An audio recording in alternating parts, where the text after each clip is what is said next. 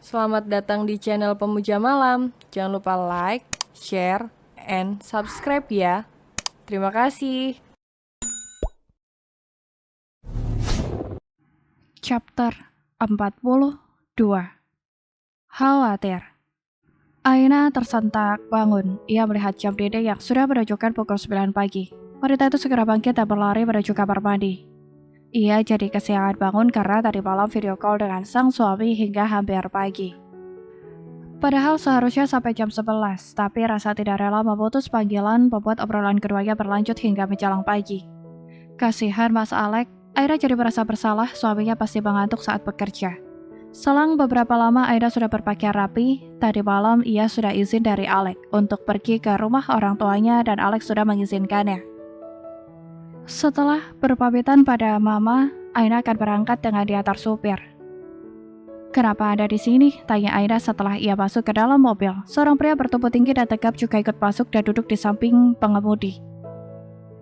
"Maaf Nona, saya yang akan mengawal Anda," jawab pria yang biasa menjadi security di rumah itu. "Mengawal? Untuk apa?" Aina merasa tak nyaman kenapa ia diberi pengawal. Biasanya saja ia pergi hanya diantar supir. "Ini perintah Pak Alek, Nona," jawab pria tegap itu. "Saya gak butuh pengawal. Apaan sih Mas Alek ini?" Aina mengambil ponsel yang berada di tas. Ia akan menelpon Alek, menolak untuk diberi pengawal.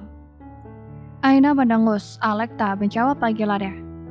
"Maaf sebelumnya, saya akan pergi dengan Pak Supir saja." Aina mencoba menolak. "Maaf Nona, Pak Alek baru merintahkan saya untuk mengawal Anda selama Anda berada di luar rumah," jelas pria itu. "Tapi saya nggak butuh pengawal. Ini perintah Pak Alek. Gini saja, Anda tetap di sini saja, gak usah mengawal saya. Nanti jika Pak Alek menelpon, akan saya katakan jika Anda mengawal saya." Aina mencoba bernegosiasi. "Maaf Nona, tolong jangan mempersulit saya." Mempersulit? Aku mempersulitmu?" tanya Aina kembali. "Pak Alek sudah mempercayakan saya untuk mengawal Anda. Jika terjadi sesuatu kepada Anda, maka saya yang akan menanggungnya. Saya punya 2 orang anak yang masih sangat kecil. Jika saya bermasalah, siapa yang akan menanggung kehidupan mereka nantinya?" Lah, pria itu malah curhat. Baiklah, Pak Supir, ayo jalan." Aina pun mengalah, walau bagaimanapun pria itu hanya menjalankan tugasnya. Ini semua perintah suaminya. Sekitar 30 menit sampailah Aina di rumah orang tuanya. Ia menyuruh Pak Supir dan pengawal itu untuk pulang saja. Ia berencana akan sampai malam atau mungkin menginap di rumah orang tuanya. Pak Supir mengangguk, berbeda dengan pengawal. Pria itu malah memilih akan tetap tinggal. "Saya nggak perlu pengawal, saya aman di rumah orang tua saya." "Maaf Nona, selama Anda di luar rumah, Anda masih tanggung jawab saya. Jadi tolong." "Terserahlah." Aina memilih masuk rumah. Pengawal itu sangat keras kepala, padahal ia menawarkan negosiasi gaji buta tapi pria itu malah menolak. "Bunda," panggil Aina sambil mengetok pintu rumah. Bunda membuka pintu dan kaget melihat sang putri datang. Wanita parubaya itu segera memeluk anaknya tersebut. Lalu Bunda bingung melihat pria yang berada di belakang Aina. Pria itu bukan Alek. Bunda jadi bertanya-tanya ada apa dengan putrinya. Kenapa malah membawa pria lain? Apa Aina sedang bertengkar dengan suaminya? Dia pengawal Bun. Mas Alek sedang tugas di luar, jadi Aina dikawal dia. Jelas Aina seperti membaca kebingungan Bunda. "Oh, Bunda kira Pak Alek memerintahkan saya untuk mengawal Nona Aina." Jelas pengawal itu sambil mendudukkan kepala. "Silahkan masuk." Bunda mempersilahkan pria itu masuk. Pria itu pun masuk dan duduk di ruang tamu. "Nak, Bunda kira itu tadi pacar baru kamu," bisik Bunda pelan saat mereka berada di dapur. Mendengar itu, Aina jadi tertawa. Kenapa Bunda malah mengira ia mempunyai pacar baru? Ia kan sudah punya suami. "Bunda sempat takut kalau kamu ada masalah sama Alek." Bunda masih khawatir putrinya saat itu menikah dengan pria asing. Bisa saja Alek menyakiti putri semata wayangnya. "Bunda jangan khawatir. Aina dan Mas Alek baik-baik saja. Mas Alek juga titip salam sama ayah dan Bunda. Dia minta maaf karena sudah lama gak kemari." Bunda mengangguk lega, pernikahan putrinya ternyata baik-baik saja. Melihat wajah bahagia Aina, Alek pasti memperlakukan putrinya dengan baik. Ayah pulang, ucap pria parubaya memasuki rumah. Pria itu kaget melihat ada seorang pria asing di rumahnya. Ayah sudah pulang. Mendengar suara sang ayah, Aina segera berlari menghampiri. Ia memeluk ayahnya erat. Nak, itu siapa? Tanya ayah. Sama seperti bunda, ayah merasa tidak enak melihat pria berbadan tinggi dan tegap itu. Itu pengawal ya, bisik Aina. Pengawal? Tanya ayah bingung.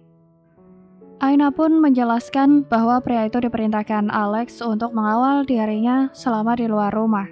Ayah pun jadi mengerti meski tadi sempat berpikiran jika pria itu punya hubungan dengan sang putri. Aina menghabiskan waktu bersama ayah dan bundanya. Semenjak menikah, ia jadi jarang bertemu kedua orang tuanya. Iya nak, sepertinya besok papa akan pulang. Nanti papa akan belikan kamu banyak mainan. Ini papa kerja dulu ya, cari uang. Aina tidak sengaja mendengar obrolan pengawal itu, sepertinya sedang berbicara dengan anaknya. Wanita itu jadi merasa tidak enak hati. Ia tadi mengatakan malam ini akan menginap di sini dan pengawal itu malah akan menginap juga. Alasannya demi menjaga keamanannya. Padahal ada anak-anaknya yang sedang menunggu di rumah. Aina pun membatalkan niatnya. Ia tidak jadi menginap dan akan menginap saat Alex sudah pulang saja. Meski ayah dan bunda sempat kecewa, tapi mereka mengerti alasan Aina, dan Alex melakukan itu juga karena ingin melindungi sang istri. Ayo, kita pulang, ajak Aina pada sang pengawal. Aina sudah memesan taksi, ia juga tak mau pas supir menjemput. Pengawal bingung, padahal tadi Aina bilang akan menginap, tapi kenapa sekarang mereka jadi pulang? Setelah sampai rumah, Aina menyuruh pengawal itu pergi, karena sudah sampai rumah, tugas pria itu sudah selesai. Mas Alex, angkat dong. Aina mencoba menelpon suaminya. Ia tak mau diawasi pengawal, sangat tidak nyaman dan tidak bisa bebas. Ia aman-aman saja tanpa pengawal, tapi Alex malah memberinya pengawal. Apa yang ditakutkan suaminya itu? Halo, Mas Alex, ucap Aina begitu panggilannya tersambung. Sayang, aku minta maaf, aku sedang sibuk. Maaf mas, aku coba mau bilang, aku gak mau ada pengawal.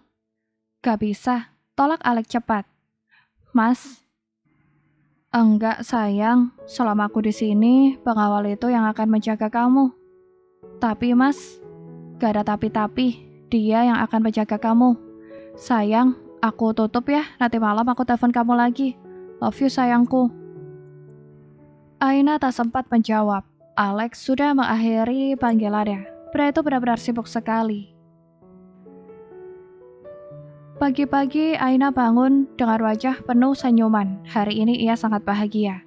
Pangeran tercintanya akan pulang siang ini. Aina segera berlari ke kamar mandi untuk mencuci muka. Lalu ia menuju dapur, berlari kecil menuruni tangga rumah. Di dapur ia melihat bahan-bahan makanan yang ada di dalam lemari pendingin. Rencananya ia akan memasak untuk menyambut kedatangan sang suami yang begitu dirindukannya. Nona, apa yang Anda lakukan di sini? Tanya salah satu pekerja melihat Aina berada di dapur. Hari masih terlalu pagi untuk sarapan. Aku mau memasak. Mas Alex akan pulang hari ini. Jawab Aina dengan wajah bahagia. Nona, Anda ingin memasak apa? Tanya pekerja itu kembali. Apa ya? Aina berpikir panjang sambil melihat bahan-bahan yang tersedia. Ia akan memasak makanan favorit Alex saja. Tak lama Aina memasak dibantu pekerja rumah. Ia menyuruh pekerja rumah membantu memotong-motong bahan saja. Selebihnya ia yang menyelesaikan.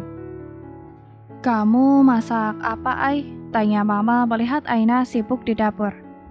Mas Alex akan pulang hari ini, Mah. Jadi Aina memasak makanan favorit untuk Mas Alex. Katanya Mas Alex sudah kurus sekarang, Mah. Jawab Aina apa adanya. Setiap menelpon, Alex selalu mengatakan jika berat badannya turun drastis. Mama langsung membayangkan bagaimana anak padahal itu jika kurus. Tapi sepertinya tak mungkin. Putranya itu makanan apapun masuk saja. Jika sandal bisa digulai pun pasti akan dimakannya. Mama mau makan? Tanya Aina segera. Kamu bilang kamu masak buat Alex karena dia sudah kurus sekarang. Nanti kalau Mama makan, Mas Alexmu gak kenyang lah. Mama meledek sang menantu. Aina jadi menunduk malu. Aina masak banyak kok, Mah. Mama sama Papa mau makan kan? Biar Aina siapkan. Dengan cekatan Aina menghidangkan masakannya di atas meja. Papa menghirup aroma masakan Aina yang menggugah selera. Mah, tolong ambilkan nasi papa. Itu sayur kangkung sama sambelnya ambil banyak. Pinta papa pelan pada mama. Jangan banyak-banyak, Aina masak untuk Alek. Si Alek katanya sekarang sudah kurus. Kurang makan dia di sana, bisik mama memberitahu papa. Masa? Papa tidak percaya. Aina menunggu di teras rumah sambil memegang ponselnya. Tadi Alex memberi kabar bahwa ia sedang dalam perjalanan menuju rumah. Wanita itu berjalan mondar-mandir seperti setrikaan. Waktu terasa terlalu lama berputar. Ia sudah tak sabar bertemu dengan Alex. Mata Aina beratap sendu saat sebuah mobil berhenti di teras rumahnya. Hatinya saat ini tiba-tiba saja berdebar-debar. Mas Alex, Aina langsung berlari saat melihat Alex keluar dari mobil tersebut. Aku merindukanmu, Mas, ucap Aina dengan suara bergetar. Aku juga rindu kamu, sayang. Rindu, pakai banget lagi. Alek tak mau kalah mengungkapkan kerinduannya. Alek memeluk Aina sangat erat. Ia hanya pergi sebentar, tapi rasanya seperti bertahun-tahun mereka tidak bertemu. Sayang, lihat sekarang, aku kurusan loh. Alek melonggarkan pelukannya, beratap manja pada wajah wanita yang begitu dirindukannya. Kurus. Aina mengedarkan pandangannya pada tubuh gagah yang berdiri di hadapannya. Tidak ada yang berbeda, pria itu sama saja. Kurus dari mana? Itu pasti hanya alasannya saja. Selama di sana, aku gak selera makan. Berat badanku berkurang drastis. Aduh, Alek. Lihat nih, sayang. Jari kelingkingku tidak sama dengan jempol. Alek menunjukkan jari-jarinya. Aina jadi tersenyum, sejak kapan kelingking dan jempol itu sama? Aduh, Mas Alekku sudah kurus. Ayo kita makan, aku sudah banyak masak. Ajak Aina mengikuti kemanjaan sang suami. Oh ya, akan kuhabiskan semua masakan kamu.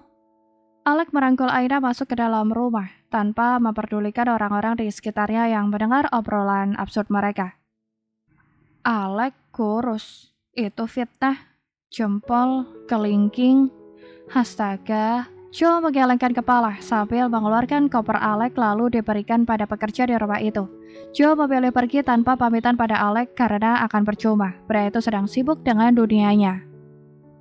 Tak berapa lama setelah berganti pakaian rumah, Alek makan ditemani istri tercinta. Pria itu berpanjang minta disuapi dan Aina menuruti. Menyuapi bayi raksasanya. Sayang, nanti kalau aku ada tugas luar lagi, kamu ikut aja, ajak Alek. Kok gitu? Tanya Aina bingung. Biar aku gak rindu, gak melihat kamu sehari itu. Entahlah, keenaknya itu tidak bisa diucapkan dengan kata-kata loh. Alek memberitahu, sehari tanpa Aina apa arti dirinya. Aina menepuk dada Alek. Mas Alek, jangan lebay deh. Aku itu gak bisa fokus, sayang. Biasanya setiap sore pulang dari kantor aku pasti lihat kamu. Ini sore pulang gak ada kamu, malamnya apalagi. Aku galau, kesepian sayang selama di sana. Jelas Alek menceritakan kehidupan di sana tanpa wanitanya. Aina jadi malu. Ia kembali menyuapi sang suami. Ayo, makan lagi, Mas. Alek, kamu sudah pulang? Mama muncul di dapur. Iya, Mah. Mama sudah makan. Alek segera bangkit, menyalami sang mama dan memeluknya sebentar. Sudah, tadi. Kamu makan yang banyak, Lek. Lihat, kamu kurus banget, sudah seperti tengkorak berjalan. Mama meledek ya, padahal putranya itu tak ada bedanya. Sama saja. Mama, Alek gak sekurus itu. Sanggah Alek tidak terima dibilang tengkorak. Tengkorak berjalan pula. Maaf, Pak. Bu, security bilang di depan ada orang yang bernama Aldo mencari Nona Aina. Katanya saudara jauh Nona, ucap pekerja memberitahu. Siapa Aldo? Kamu punya saudara bernama Aldo? Tanya Alek. Gak tahu, Mas. Katanya saudara jauh. Mungkin aku kenal wajah, gak kenal nama. Aina juga bingung. Suruh tunggu sebentar. Pekerja itu mengangguk pada perintah Alek, lalu segera pergi dari tempat itu. Sudah, temui sana, ucap Mama. Aina mengangguk, walau dalam hatinya ia tak pernah tahu apa ada yang bernama Aldo di keluarganya.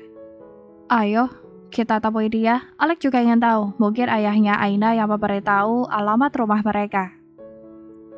Aina mengangguk dan membereskan piring makannya. Ia menyodorkan segelas air pada Alex. Setelah Alex meminumnya, Aina juga mengelap sudut bibir suaminya yang basah.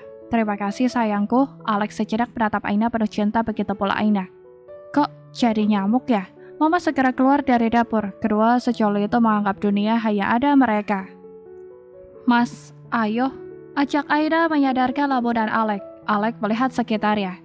Tak ada siapapun. Hanya ada mereka berdua. Ia pun segera menyosor Aina. Mas, tamunya nungguin loh. Aina mengingatkan. Biarkan saja. Gak akan jadi masalah jika menunggu 5 menit lagi. Alex mengkedipkan sebelah matanya. Mas, Aina menahan dada Alex. Kita temui dulu tamunya ya. Baiklah. Ingat, nanti malam kamu harus mulai mencicil hutang-hutangmu. Alex mengusap kepala Aina. Ingat, tidak bayar hutang itu dosa. Ledek Alex kembali sambil menarik pipi Aina. Kenapa aku yang jadi berhutang sih? Dumel Aina. Alex tertawa saja melihat wajah cemberut itu. Ia menggandeng Aina menuju ruang tamu. Sayang, senyum dong. Aina malah memajukan bibirnya. Jangan mancing-mancing. Kamu kira aku gak berani cium kamu di sini? Aina mencubit perut Alex, seraya menetralkan wajahnya. Mereka sampai di ruang tamu dan kaget melihat sang tamu. Bersambung.